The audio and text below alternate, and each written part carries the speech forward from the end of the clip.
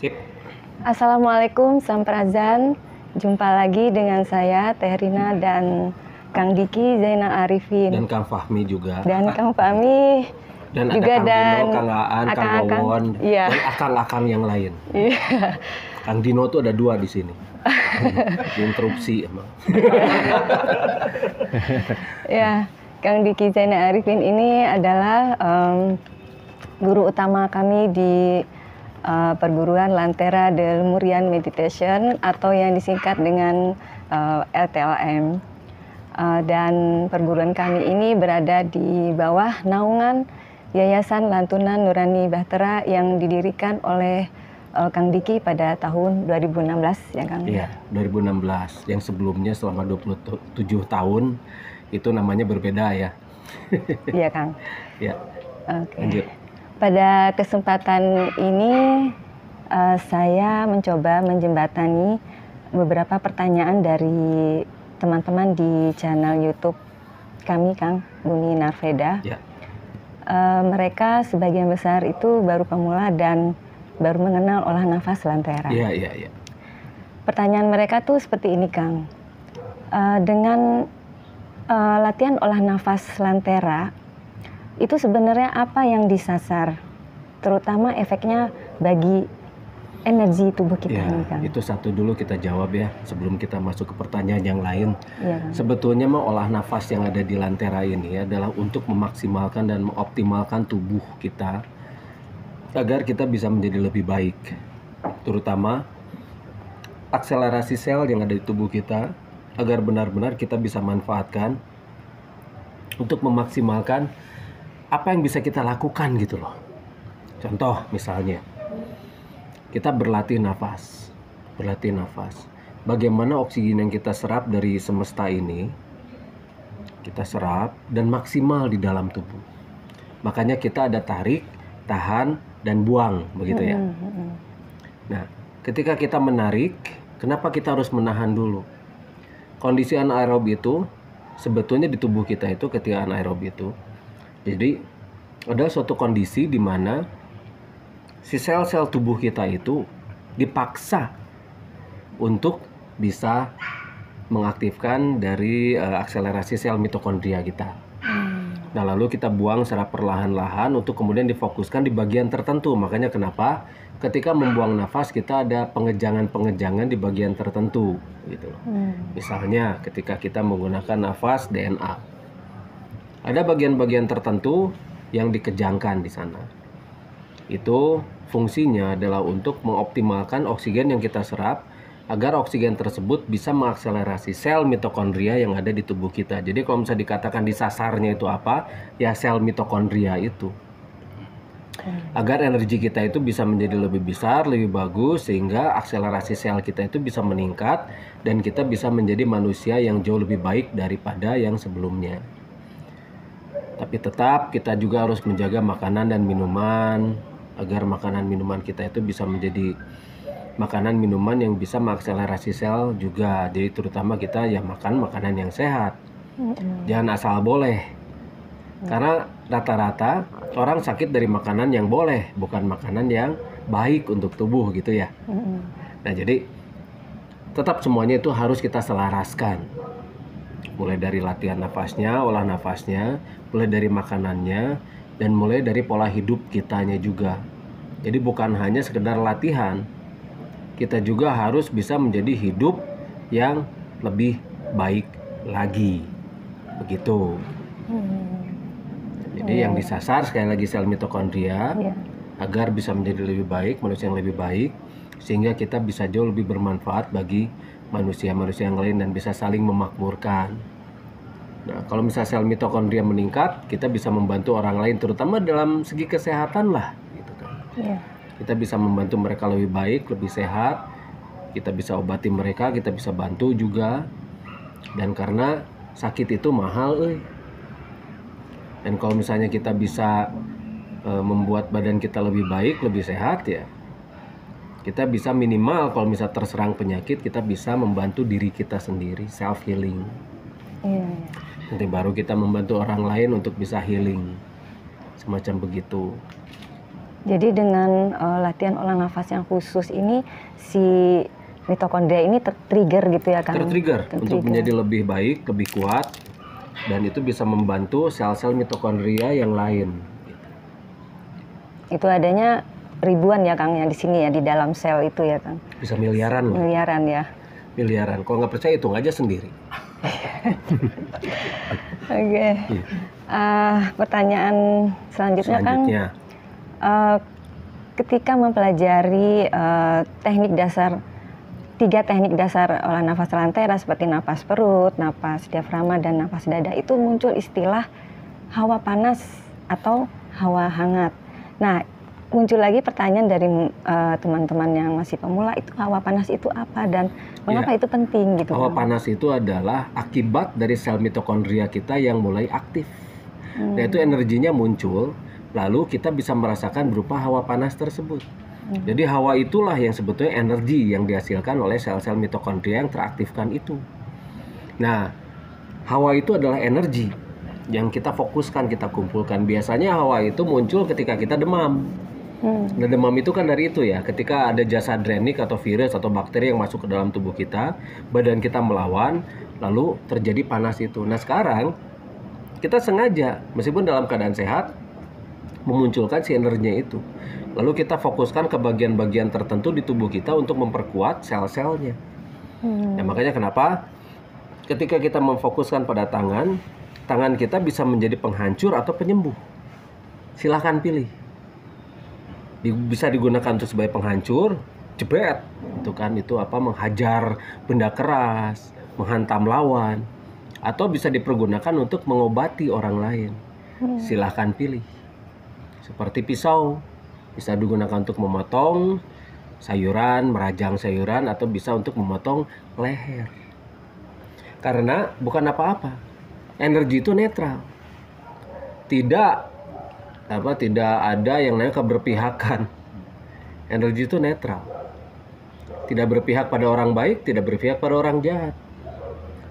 Dan jahat yang baik juga masih tetap relatif ya. Jahat menurut siapa atau baik menurut siapa itu sangat relatif. Nah, makanya kenapa ketika kita berbicara tentang energi yang dihasilkan oleh sel mitokondria dan kita merasakannya berupa hawa panas, karena yang memang diajarkan di sini itu merasakan hawa panas. Hawa dingin itu nanti belakangan, karena memelihara hawa dingin itu jauh lebih sulit daripada kita memelihara hawa panas. Nah, jadi hawa panas itulah yang nanti kita kendalikan. Hawa panas itulah kita salurkan, kita kendalikan, kita fokuskan, lalu kita pergunakan sesuai dengan atau kebutuhan yang kita kita mau lakukan. Ini butuhnya di apa nih? Digunakan misalnya untuk menghancurkan benda keras, bisa. Untuk menerapi atau itu bisa, dan itu yang sering terpakai untuk mengobati orang lain, membantu orang lain. Itu yang lebih sering terpakainya itu untuk menerapi. Kang, jadinya hawa panas itu bisa kita katakan sebagai indikator keberhasilan melakukan teknik olah nafas tadi. Iya, keberhasilannya tuh berupa hawa panas itu yang bisa kita kendalikan. Tapi biasanya untuk pemula itu hilang dan timbul. Kadang muncul, kadang enggak, begitu kan ya. Jadi si konsentrasinya itu dibutuhkan adalah untuk mengendalikan si hawa panas tersebut. Pengendalian konsentrasinya itu apa di otak kita atau gimana kan? Sebetulnya pengendalian konsentrasi itu ya kita bagaimana memfokuskan pikiran kita agar si hawa panas itu bisa jauh lebih terasa. Kan kalau terdistract nggak terasa ya. Iya. Ya, lihat hilang kan ya, hilang. Nah, hawa panas itu seperti anak kecil, anak bayi, butuh perhatian khusus, butuh perhatian yang sangat besar, dan betul-betul fokus kita pada dia. Kalau enggak dia merajuk, dia nyebar lagi kemana-mana, pergi lagi kemana-mana, dan kita harus kemudian konsentrasi lagi, merasakan lagi si hawanya itu mulai ngumpulin lagi, dikendalikan lagi. Ya, semacam begitu. Jadi itu benar-benar butuh yang namanya perhatian khusus atau konsentrasi. Itu hawa panas itu memang salah satu akibat dari kemajuan sel mitokondria kita yang mulai aktif. Jadi dia berupa hawa itu. Nah, itu kalau misal orang persilatan mengatakan bahwa itu adalah tenaga dalam. Iya. Selanjutnya ya Kang ya. Ya, selanjutnya. Ketika saya di channel Bumi Narveda mengenalkan jurus nafas DNA, itu ada juga yang menanyakan di kolom komentar, kenapa sih nama jurusnya itu nafas DNA? Apa ada hubungannya dengan DNA kita? Dan apa manfaatnya Kang? Ya, bentuknya kan itu blood bleed seperti DNA ya, gini kan. Iya, gerak. Bentuknya blood bleed seperti DNA. DNA kan seperti gitu, tali. Dan kita melakukannya blood bleed seperti itu kan. Nah, seperti itulah nafas DNA, dan memang itu untuk mengakselerasi sel DNA kita. Sebetulnya DNA kita itu bukan untuk diakselerasi sebetulnya, tapi karena DNA kita sudah bawaan. Yang diakselerasi itu adalah mitokondrianya. Dan bentuk yang paling efektif untuk mengakselerasi sel mitokondria ada bentuk seperti DNA itu. Makanya kenapa kita seperti ini kan, blood bleed dan posisinya susah. Iya. Nah, kayaknya itu pasti kayak mau susah. jatuh-jatuh gitu. Pasti sangat susah gitu. Nah, DNA itulah, bentuk-bentuk DNA itulah yang kita coba akselerasikan dan kita sesuaikan dan selaraskan agar si sel mitokondria kita itu menjadi berakselerasi dan menguat. Nah, di sana baru muncul si hawa panas itu. Ketika melakukan itu nggak kerasa apa-apa, banyak yang sulit juga. Iya. Merasakan hawa panas aja susah, posisinya aja susah gitu loh. Tapi setelahnya, dan itu butuh pengulangan ya Kak ya? ya iyalah. Pengulangan itu adalah pengasahan. Jangan itu aja. Yang namanya golok juga itu kan kalau pengen tajam ya diulang-ulang, digesek-gesek kan ya itu. Nah, butuh pengulangan-pengulangan. Semesta ini memang harus ada pengulangan-pengulangan untuk pengasahan. Diulang-ulang, olahraga juga kan diulang-ulang, meskipun kita bosan gitu kan gerakannya itu juga. Tapi untuk membentuk otot itu harus ada pengulangan-pengulangan gerakan, mau tidak mau itu. Dan kalau misalnya kita sudah lama tidak melakukan pengulangan-pengulangan gerakan tersebut, otot juga jadi gombior lagi kan ya. Nah, sama energi juga seperti itu, harus selalu sering diulang-ulang, latihan. Makanya dari dulu Mbak mah paling ini selalu mengulang-ulang jurusnya itu latihan kan, latihan gitu terus. Nah, kenapa bisa menguat ya? Karena berlatih. Kenapa bisa terjadi pendalaman? Karena pengulangan. Terus diulang-ulang akhirnya menjadi kuat. Sekarang pertanyaannya dari kami Kang Lanterian. Jurus-jurus yang akan ajarkan kepada kami di Lantera itu adalah jurus-jurus yang disesuaikan atau sudah diselaraskan dengan alam semesta. Salah satunya jurus nafas DNA. Itu kenapa Kang harus disesuaikan dan diselaraskan dengan alam semesta? Ya karena kita juga semesta dong. Manusia itu kan semesta. Manusia itu adalah semesta, dan alam ini adalah tempat semesta yang namanya manusia ini hidup. Jadi otomatis manusia itu sangat ketergantungan dengan semesta. Kalau misalnya manusia tidak menyesuaikan diri dengan semesta, bagaimana dia bisa mengakselerasi selnya? Bagaimana dia bisa hidup menjadi lebih baik? Ya mau tidak mau kan, kita harus mengakselerasikan dan menggunakan cara-cara yang sesuai dengan semesta. Karena semesta lah sumber inspirasi itu. Kitab yang benar-benar yang asli itu adalah semesta ini. Nah, inilah semesta. Sesuaikan kita dengan semesta. Kalau memang ingin kita mendapatkan kemajuan-kemajuan yang signifikan. Ya, baru saja Akang Teteh tadi menyaksikan wawancara diskusi tanya jawab olah nafas Lantera dengan Kang Diki Zainal Arifin atau yang biasa kami sebut dengan Gala Zentra.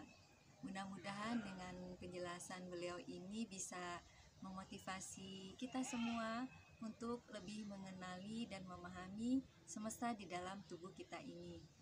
Sebenarnya kami dan teman-teman sedang berada di eventnya Kang Diki Zainal Arifin, yaitu event pelatihan Profiling Universe yang diselenggarakan dari hari Jumat kemarin dan hari Minggu ini sudah selesai. Jadi ya kami semua di sini merasa terasa ini ya, manfaatnya terasa sekali. Ya, oke, kita pamit dulu ya, Akang. Jangan lupa Akang Teteh like, share, dan subscribe channel YouTube kami Bumi Narveda. Jangan lupa juga semangat terus berlatih olah nafas lanteranya. Assalamualaikum. Samprazan.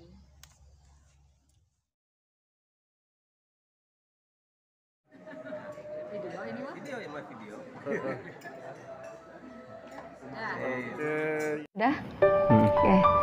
Assalamualaikum, Samprazan. Ini mah tes dulu. Cuma ini udah nggak ada. Iya, tes dulu. Tes. 1, 2, 3. Tes. Terus lah. Oh, udah.